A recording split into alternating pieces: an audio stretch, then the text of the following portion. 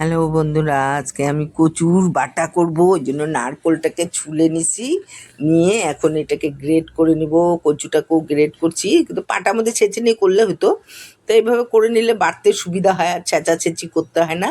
আর কচুটার রসটাকে বের করে নিচ্ছি, যে একটু জল জল, এটা কচুটা গলায় ধরে না, তবুও আমি জলটাকে বের করে নিচ্ছি। বের করে নিলে কি হয়, তাহলে জল জল হবে না।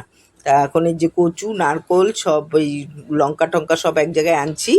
একটু পোস্তটা ভাজতেছি, কারণ পোস্তটা আমি একটু ভাজিয়ে দিব। পোস্তটা ভাজিয়ে দিলে কি খুব সুন্দর সেন্ট আসে, সেই জন্য পোস্তটাকে ভাজিয়ে নিচ্ছি।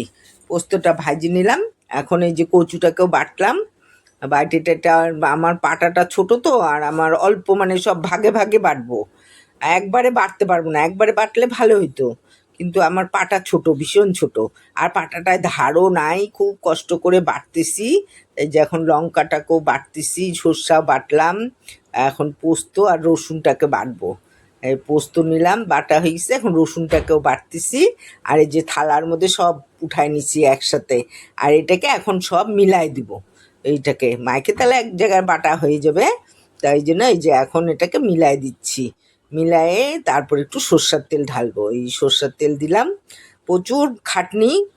যে এই কচু খাওয়ার থেকে মানে মাংস রান্না করাও মানে সোজা, কিন্তু এই কচু বাটা দেখতে তো এইরকম, কিন্তু এর যে করতে কত পরিশ্রম হলো, সে শুধু যারা করে তারাই বলতে পারবে। খাইয়ে দেখলাম তো লবণ টবণ সবই ঠিকঠাক আছে। তাই আমার কচু বাটাটা হয়ে গেল। তা এখন রেখে দিচ্ছি। আর এই একটু এখন ভাতও গরম গরম নামানো হচ্ছে, সকালে আমি খাওয়াও খাইনি, এই যে একটু ভাত নিলাম। আর আমার সহ্য হলো না, যে মনে হচ্ছে কখন আমি কচু বাটাটা দিয়ে ভাত খাবো। আর এবং ঠান্ডা ভাত দিয়ে ভালো লাগবে না। আমি একটু গরম গরম ভাত, একটা কাঁচা লঙ্কা, একটু তেল ঢালে নিয়ে নিছি।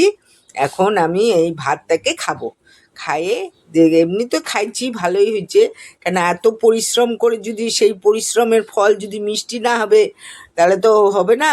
কচু বাটা ভীষণ ভালো, মানে এইটা এত টেস্ট যে বলে বুঝাইতে পারতেছি না। যে খাবে, যে খাইছে সে জানে।